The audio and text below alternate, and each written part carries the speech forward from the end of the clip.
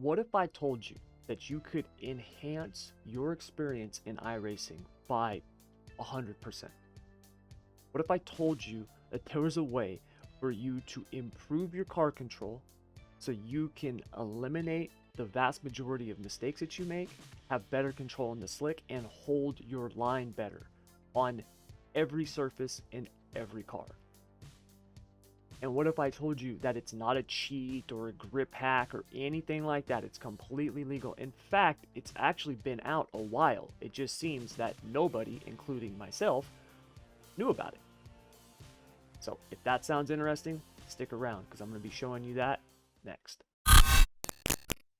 What's up, everybody? Thomas Brandon here. Thank you very much for joining me. And like I said, I've got something huge to show you today. Now, this was actually told to me.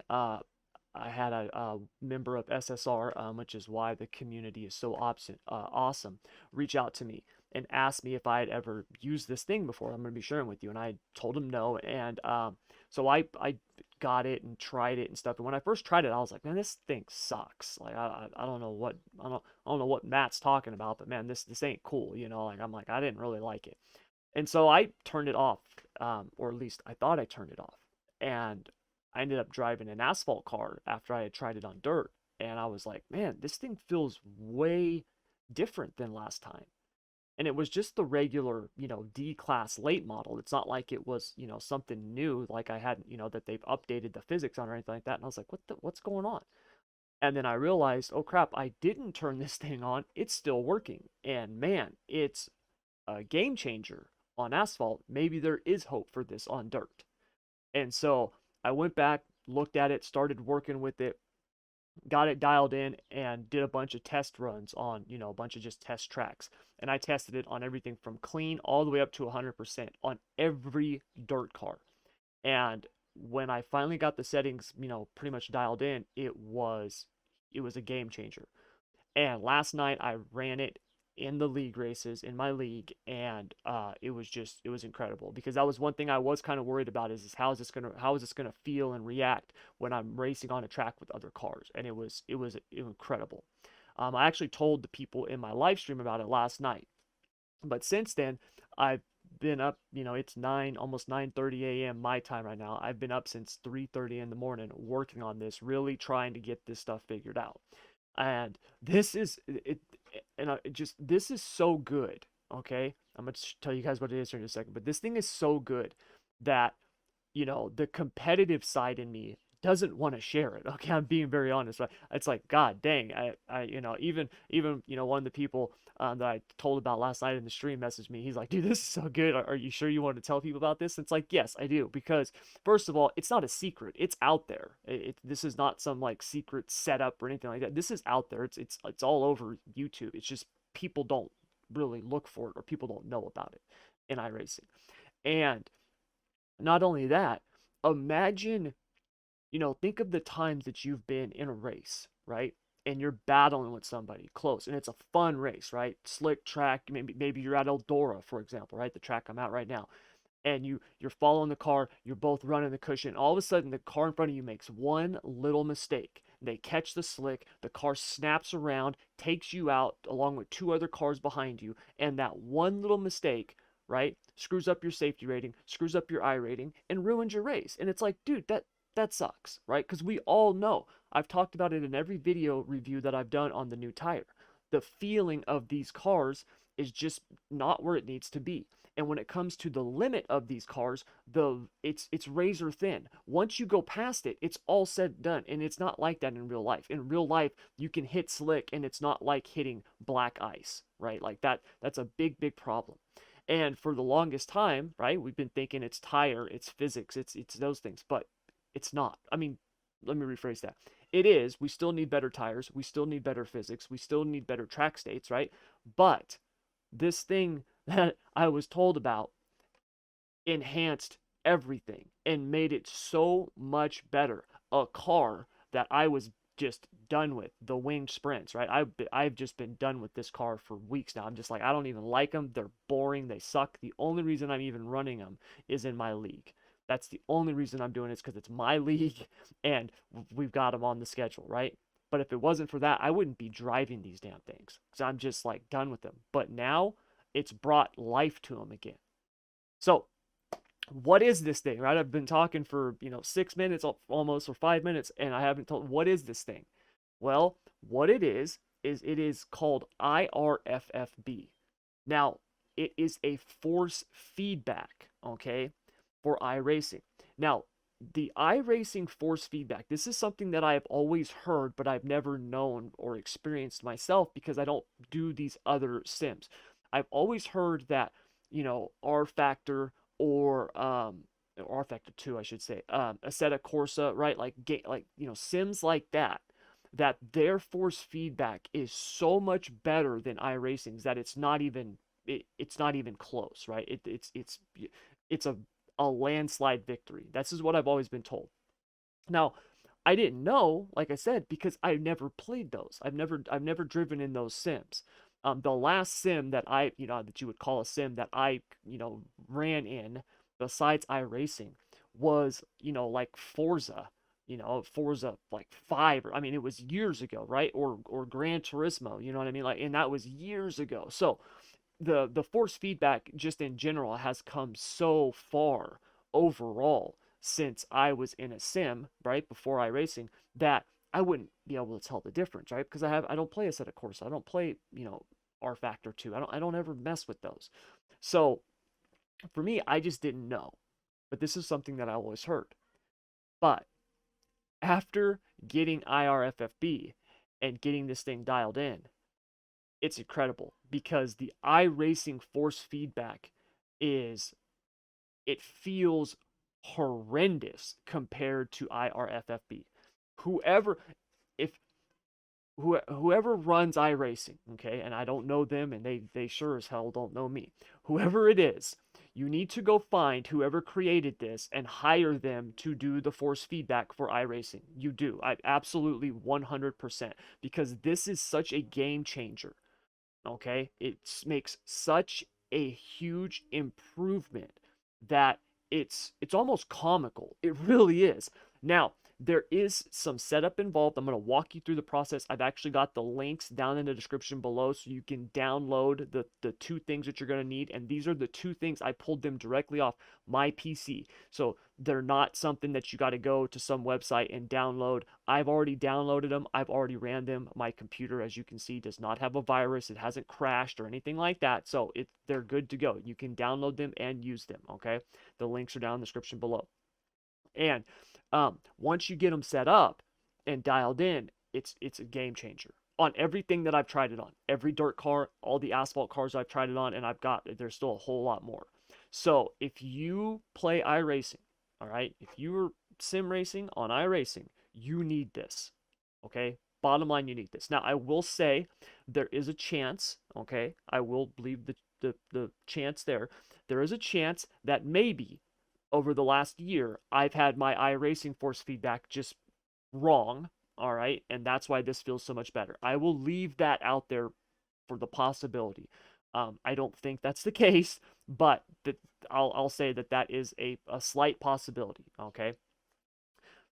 This is, I can't express enough. It's just a game changer, all right? I'm going to show you exactly what to do here in just a sec. Now, the first thing that I thought of when I used this, one of the guys that we run non-wings with a lot, Petetti, I'm sure I'm saying that wrong, Codavara, we call him Pete Codavara. He has like a direct drive wheel. And I remember one time he told us, we were talking in Discord, that having the direct drive wheel on dirt, he said it was almost like cheating. And what he meant by that is the feedback, the stuff that he was getting in his wheel is so good compared to what you're getting in other wheels that it was just insane, right? Now, let's understand that Pete is top 5 best non-wing dirt drivers on the sim right now, okay, in my opinion. He's top 5 that I've ever raced against. He's phenomenal, absolutely phenomenal. And he was also like a pro in asphalt and stuff like that too. So he's a phenomenal driver, okay? But that wheel, okay, according to him, just enhances everything. What I'm going to show you today is going to do that for your wheel, no matter what wheel you have. I don't care if you're rocking a Thrustmaster TMX, Logitech G29, or you've got a, $3,000 direct drive wheel. This can help it, because what it does is it does the force feedback for iRacing. All right. So first of all, let me show you. Let's do a little comparison here real quick. I've got the iRacing force feedback up. Okay, I've got these are the what I use for force feedback in iRacing. All right, and I'm just running a feature setup. We're at Eldora. This is a 80% track, 90% track. It's at least 80. It was 80 when I loaded it up. I have ran some laps. Okay, so one of the things that people really suffer with, right, is when you're racing and then you make a mistake, right, and then something like that happens. Or maybe you're running the cushion, right, and you start doing this, right, because you don't hit it properly, you don't have the throttle perfect, and what happens is you're not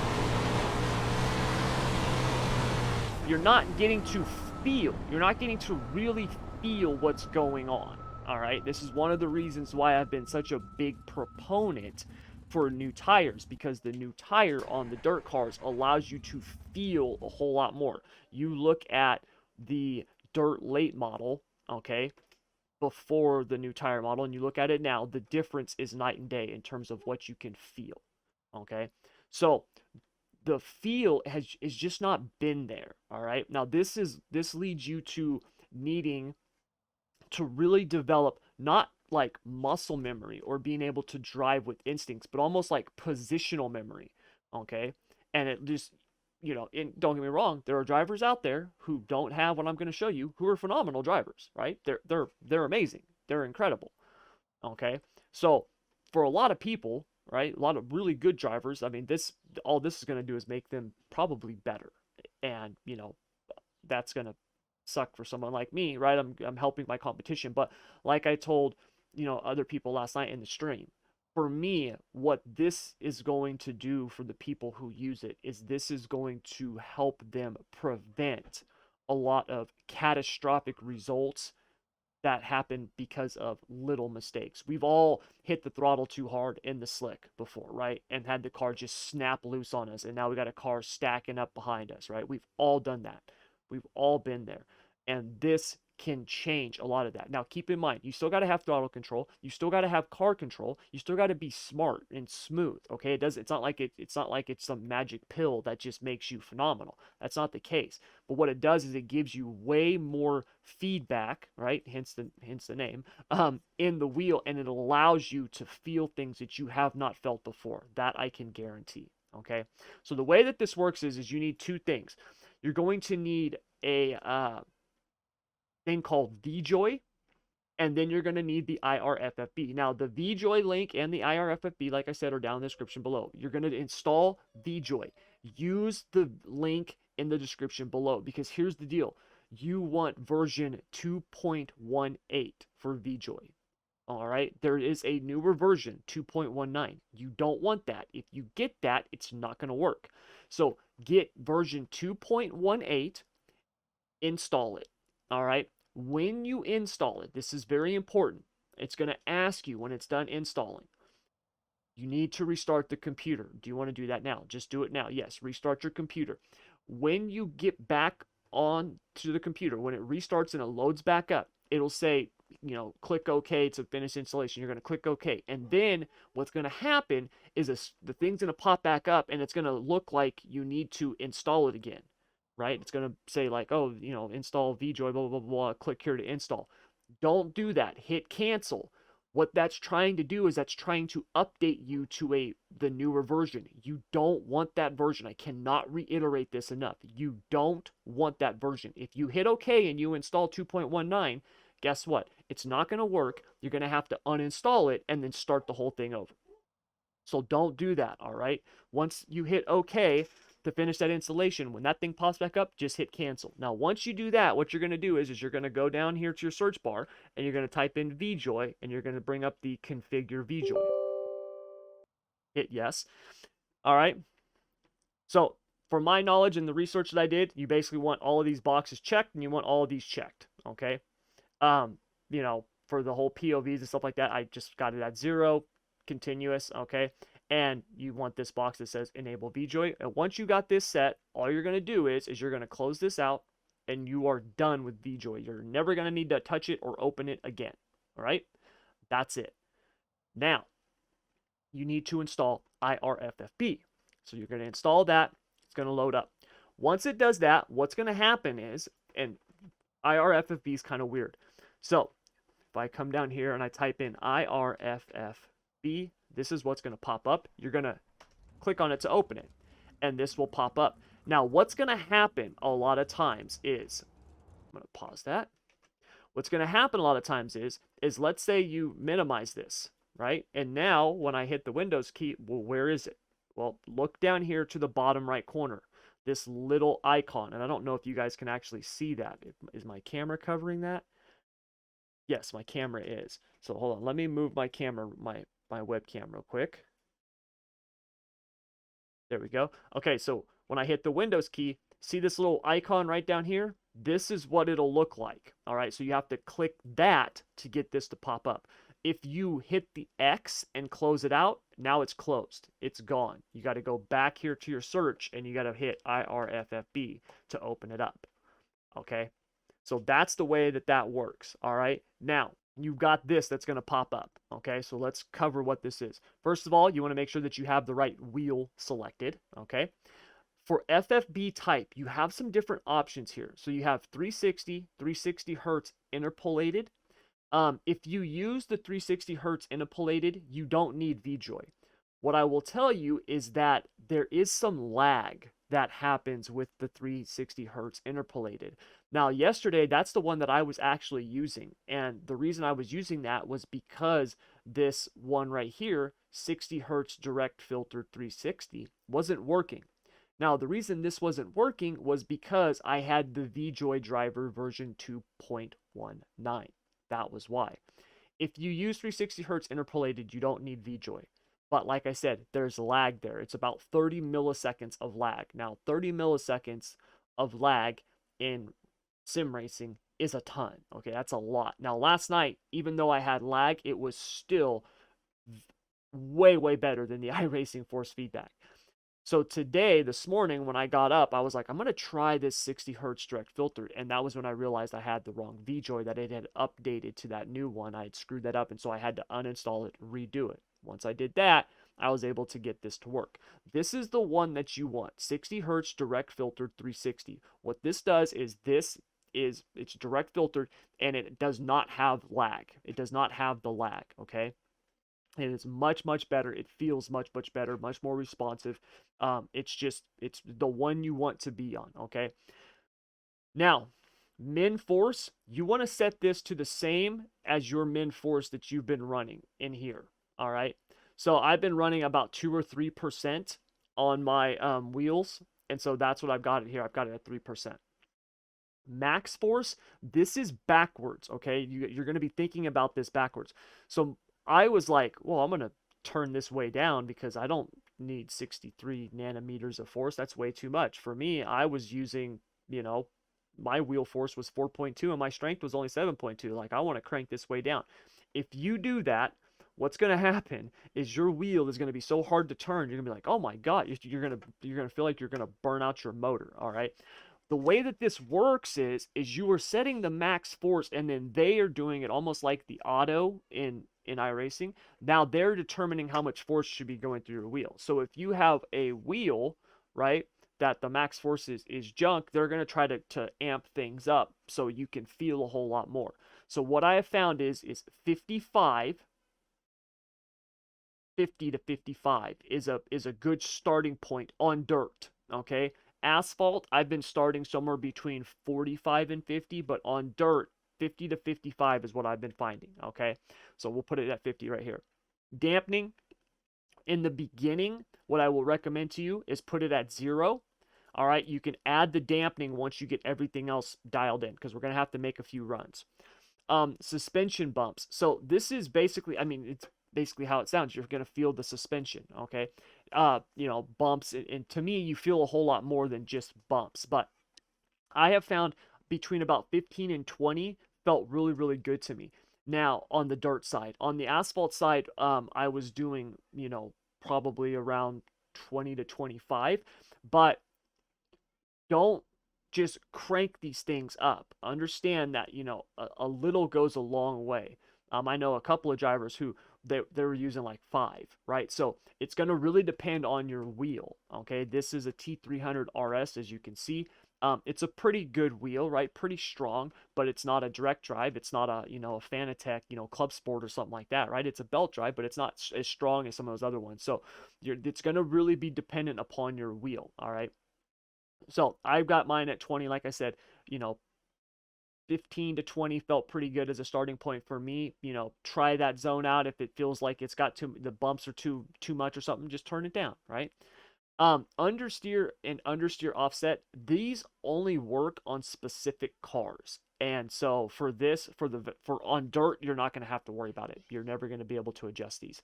And then on the asphalt side, there's only a few cars that I know of that you can adjust those on. Okay, so don't even need to worry about it.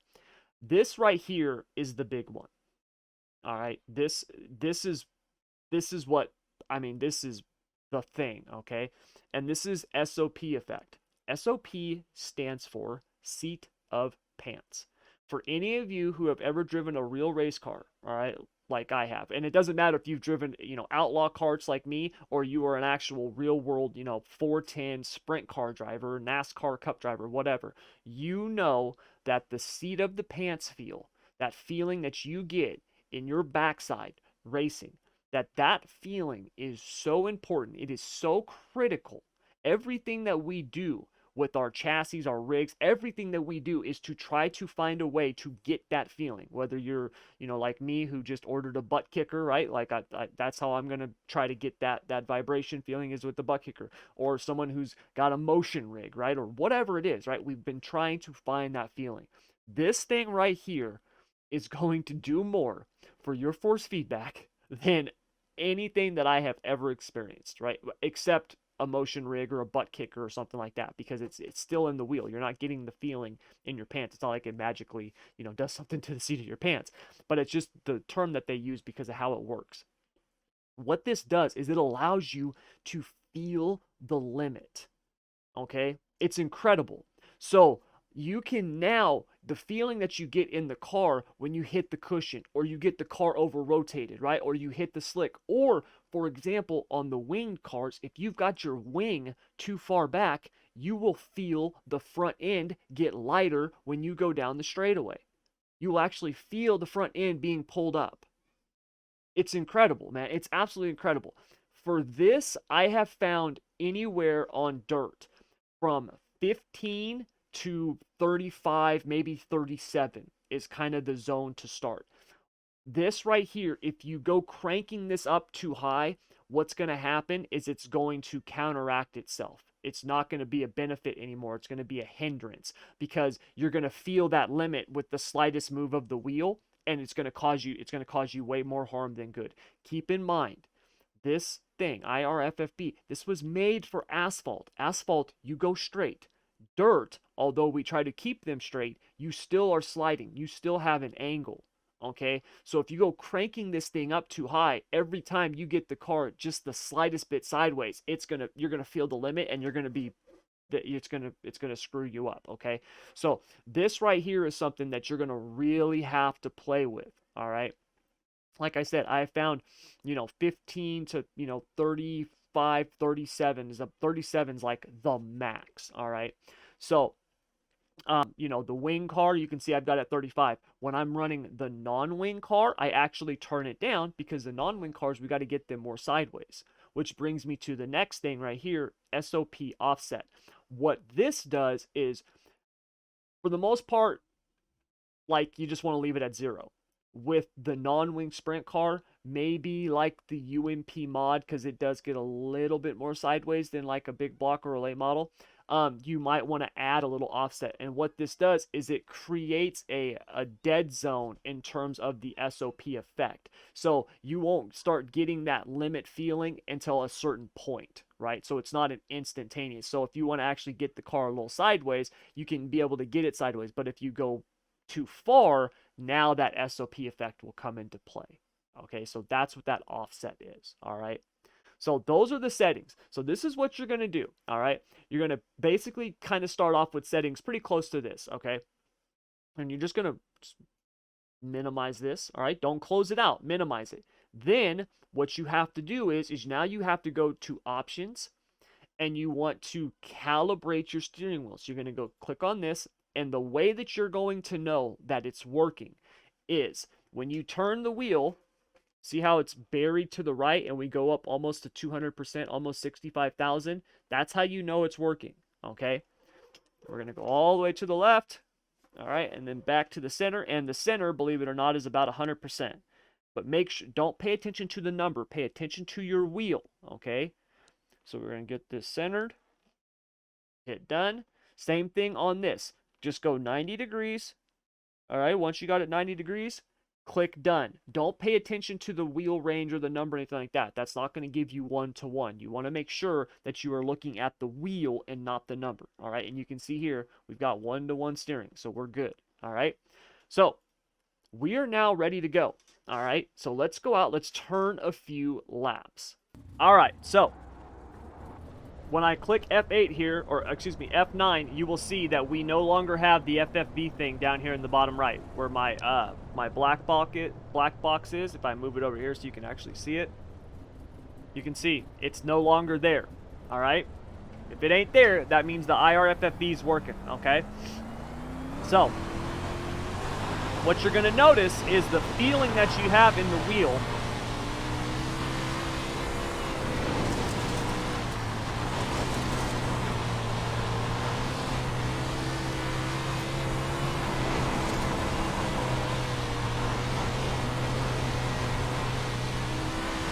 I mean, you see how much better that looks?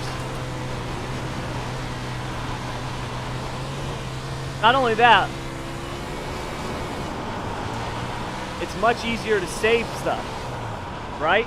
As opposed to just the car snapping and now you're like, oh crap, I'm done, right?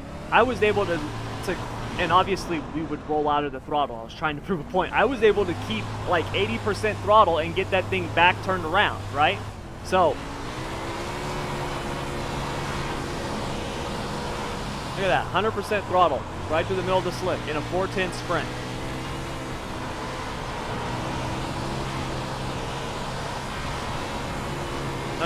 Throttle right through the middle of the slick.